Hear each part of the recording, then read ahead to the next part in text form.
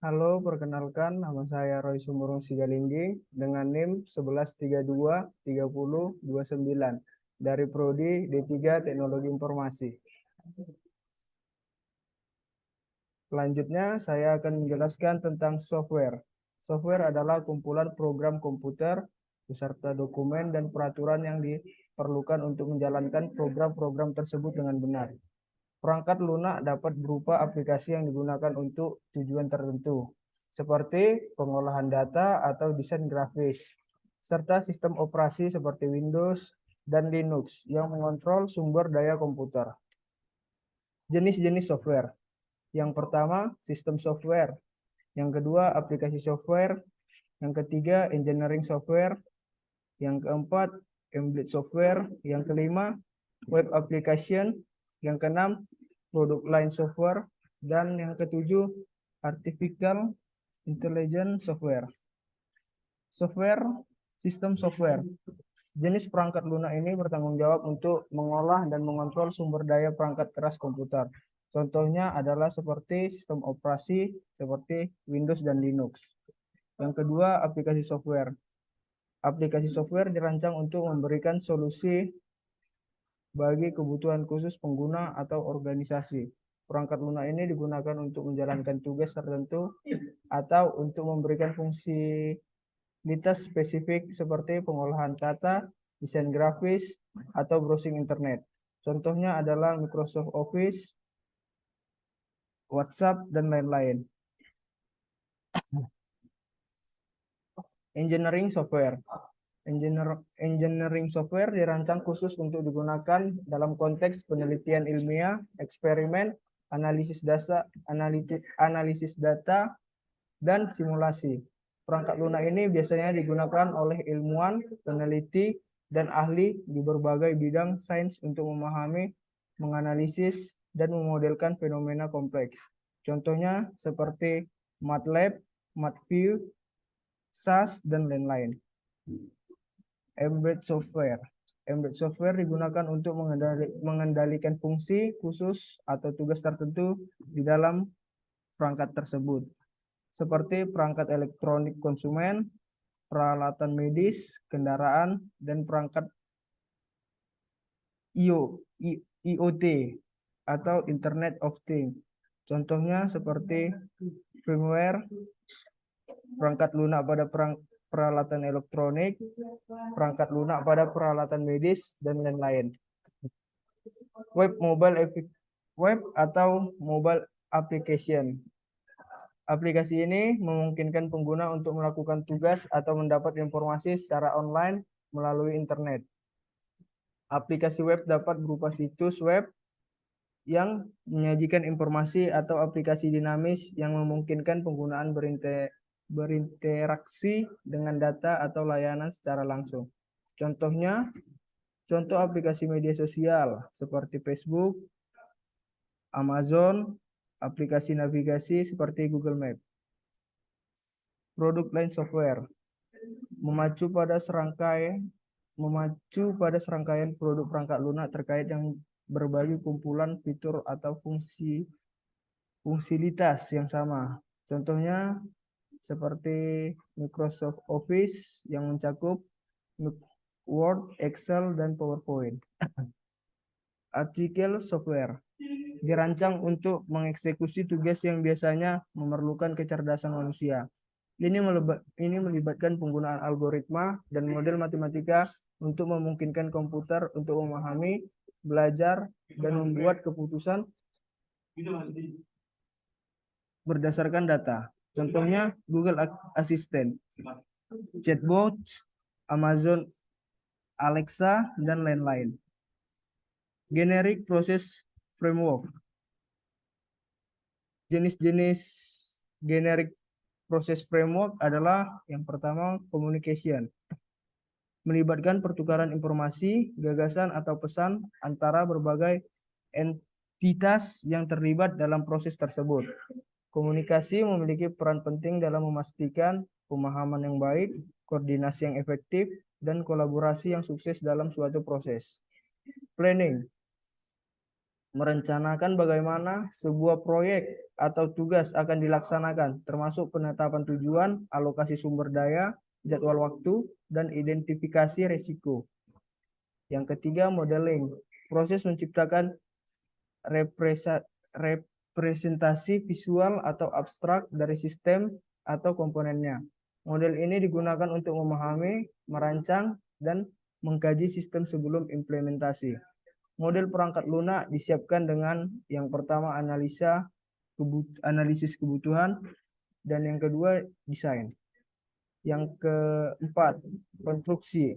Fase di mana kode atau implementasi aktual dari desain sistem dibuat dan melibatkan penulisan kode, pengujian, dan pengintegrasi komponen-komponen perangkat lunak untuk membentuk sistem yang berfungsi. Deployment melibatkan serangkaian tindakan yang dirancang untuk memastikan bahwa aplikasi atau perangkat lunak dapat berjalan dengan baik di lingkungan produksi dan dapat diakses oleh pengguna secara efisien. Software process. Software proses adalah serangkaian langkah atau tahapan yang terorganisir dan terstruktur yang digunakan dalam pengembangan, pengujian, dan pemeliharaan perangkat lunak.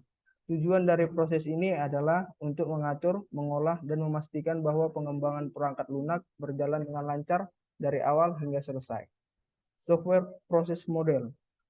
Urutan langkah-langkah, aktivitas, dan tindakan yang menggambarkan proses pengembangan, pengujian, dan pengolahan perangkat lunak selama siklus hidup pengembangannya. Model ini digunakan sebagai kerangka kerja untuk mengatur dan mengorganisasi proses pengembangan perangkat lunak. Contoh software proses model. Yang pertama, waterfall model. Model pengembangan perangkat lunak dilakukan secara bertahap. Setiap tahap harus selesai sebelum memulai tahap berikutnya.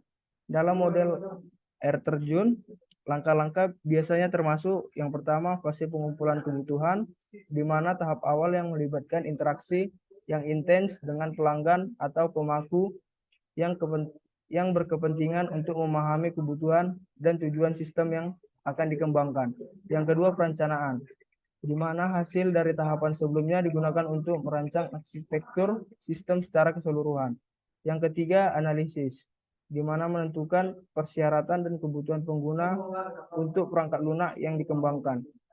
Yang keempat, desain, merancang struktur, arsitektur, dan antar muka perangkat lunak. Yang kelima, implementasi.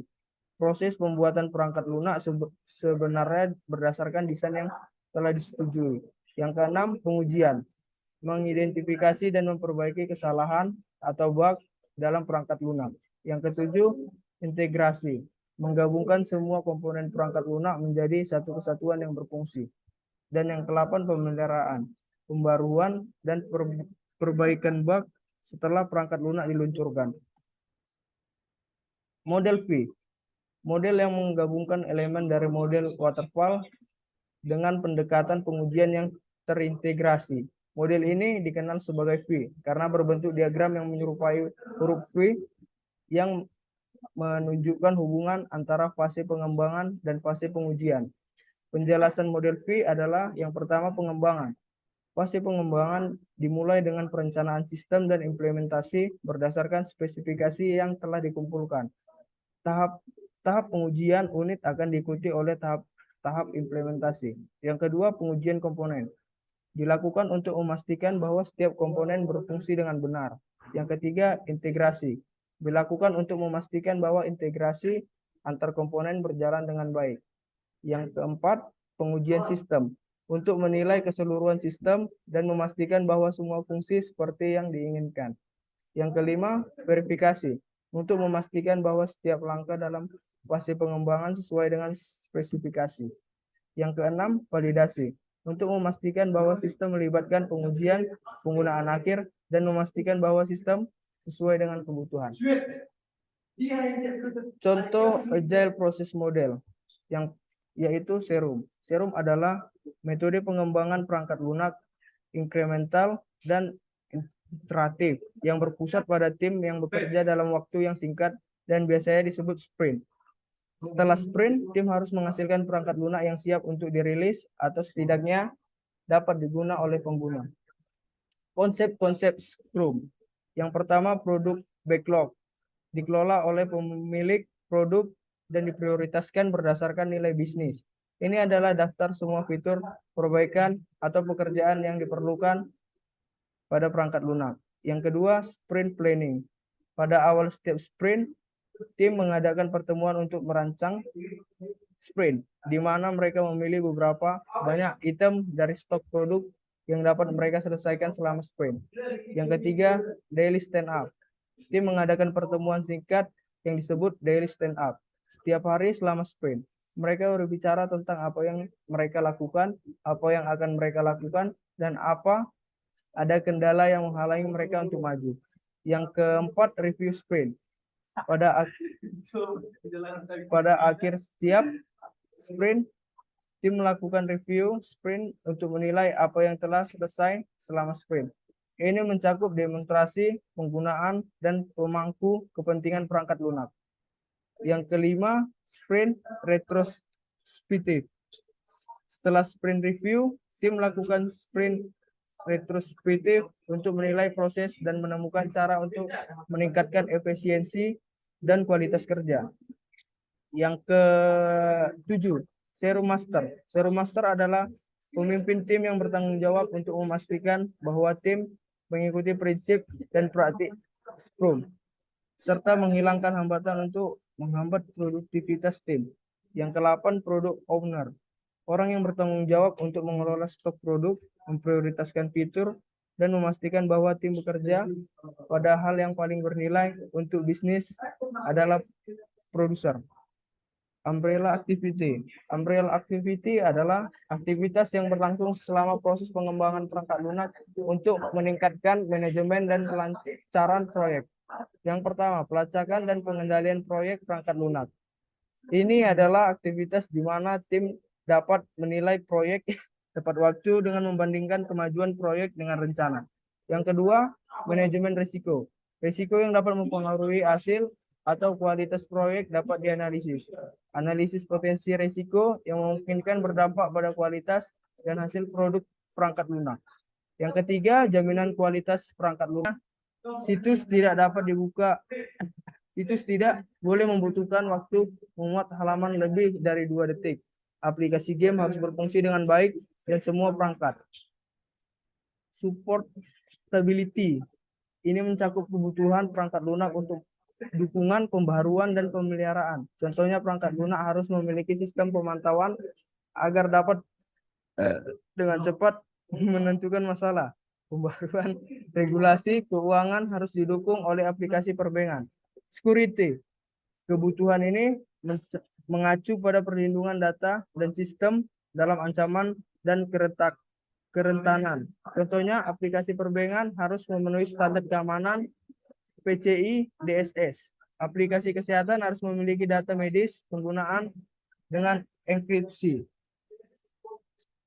Sekian dari presentasi saya. Terima kasih.